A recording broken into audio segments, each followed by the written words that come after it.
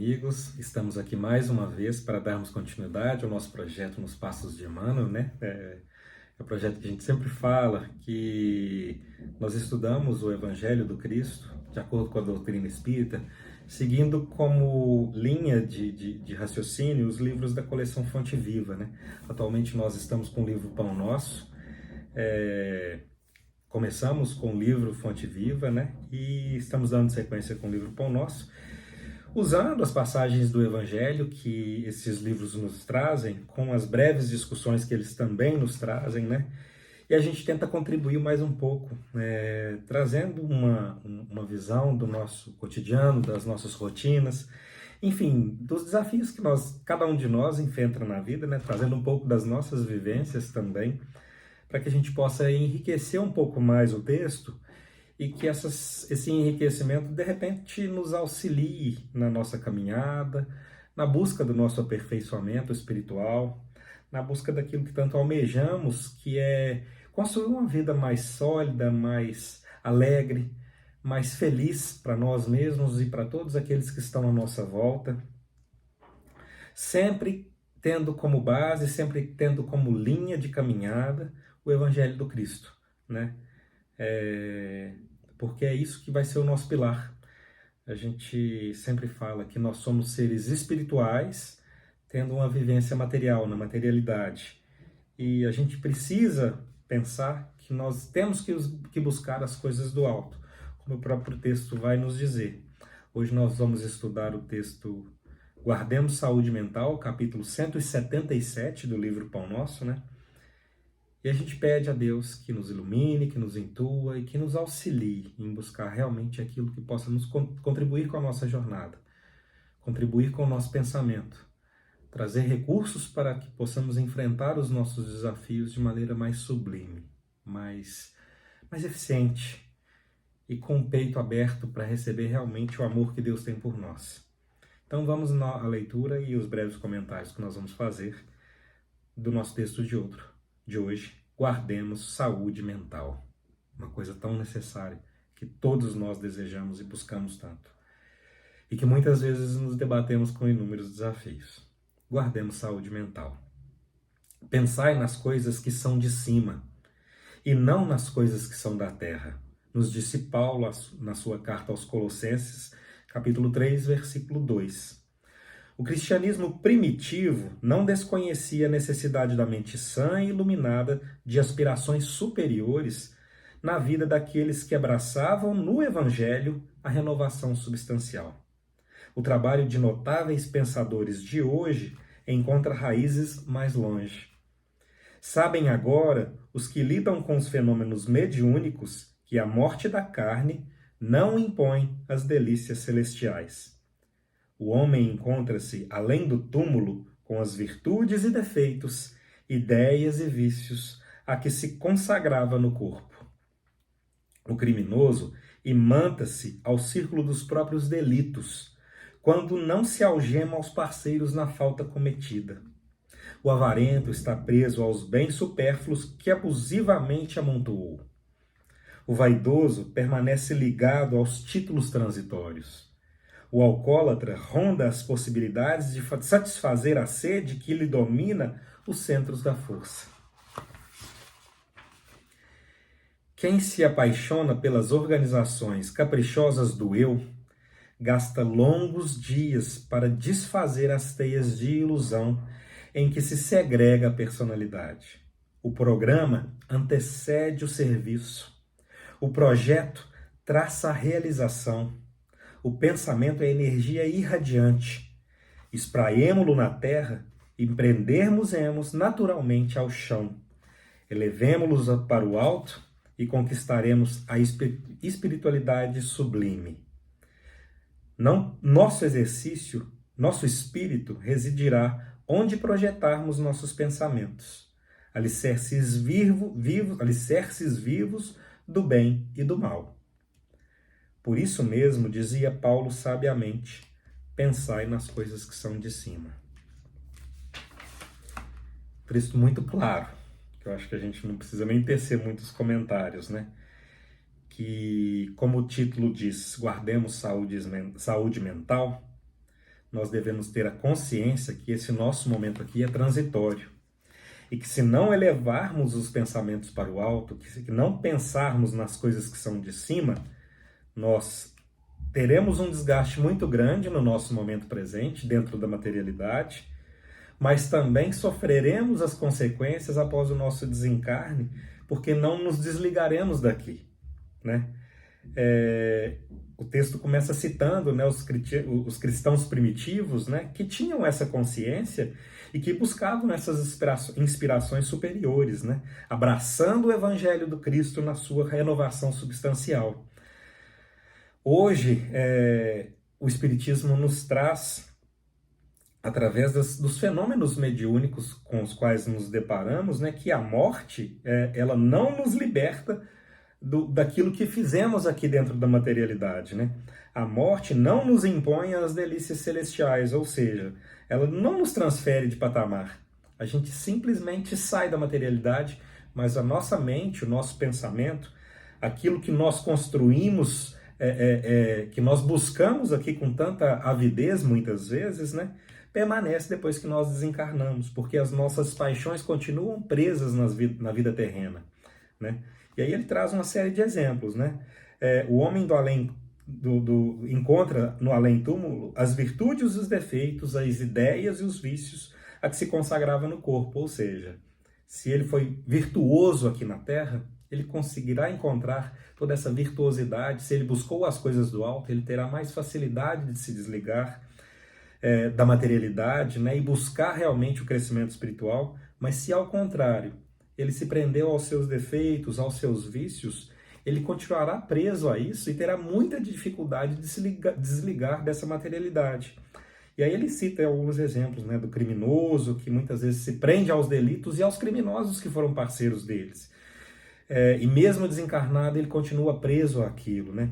Ao avarento, se prende às coisas, aos bens materiais que ele acumulou aqui.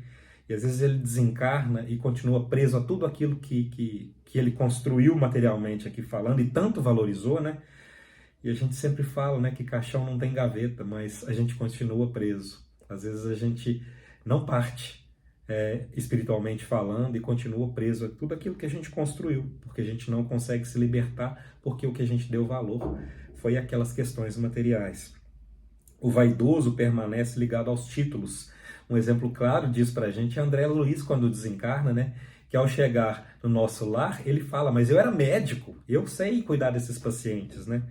Mas o cuidado médico que a espiritualidade nos oferece é totalmente diferente dos cuidados médicos que a materialidade nos exige. E ele foi descobrir isso lá. Demorou um longo tempo, mas descobriu, né?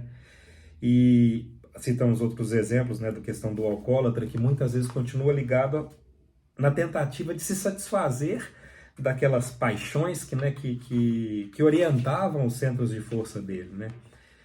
E aí o texto nos fala, né, quem se aproxima das organizações caprichosas do eu, do egoísmo, gasta longos dias para desfazer as teias de ilusão em que se lhe segrega a personalidade. Isso a gente chama de umbral, né? Que às vezes a gente fica preso no umbral porque nós mesmos construímos uma realidade para a gente que não é uma realidade da espiritualidade, mas que é uma realidade da materialidade. E esse tempo que a gente gasta para se libertar dessas paixões do eu, do nosso egoísmo que nós construímos aqui no plano material, é o que vai determinar o nosso sofrimento depois de desencarnar. De ter, primeiro momento, ter abandonado e não conseguir usufruir mais daquilo que a gente tanto valorizou aqui na materialidade. E num segundo momento, por compreender que a gente perdeu muito tempo dando tanto valor a coisas que são transitórias, a coisas que nos são cedidas, que nos são emprestadas por Deus por alguns momentos para a gente construir aquilo que a gente planejou espiritualmente na nossa pré-encarnação, vamos dizer assim, né? Não na reencarnação, na pré-encarnação, porque nós fazemos o nosso planejamento espiritual, mas muitas vezes desperdiçamos aquele tempo, porque tivemos uma série de recursos para bem utilizá-los, para o bem, né?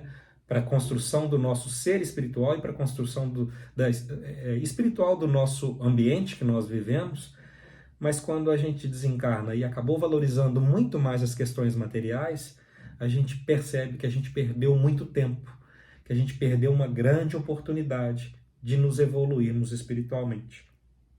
E aí o texto vem nos falando também.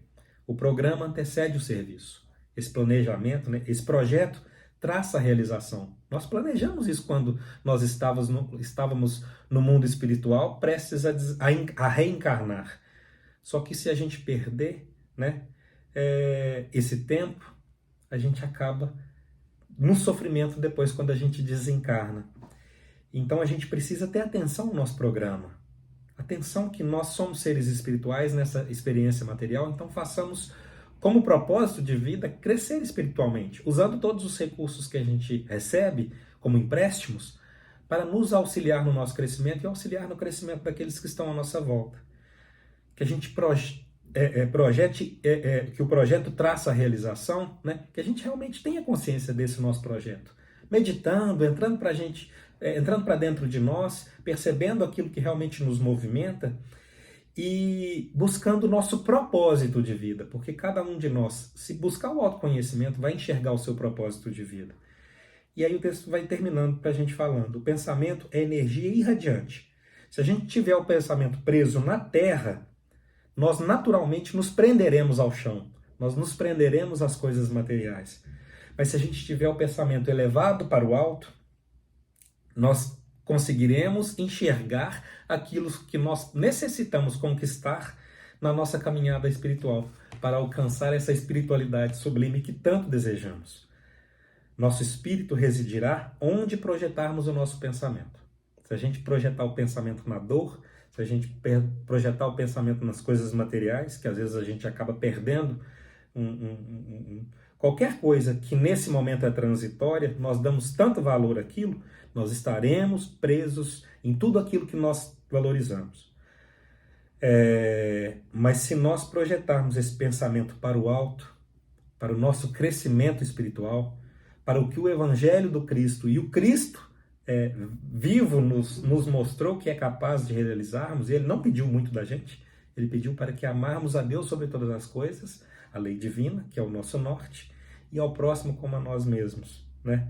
Então, se nós projetarmos o nosso pensamento para o alto, pelo aquilo que nós devemos buscar como crescimento espiritual, que todos necessitamos, né? Não só desejamos, mas necessitamos, nós conseguiremos sim construir uma vida muito melhor, uma vida como nós realmente desejamos, mas muitas vezes temos muita dificuldade de enxergar o que realmente necessitamos fazer, né?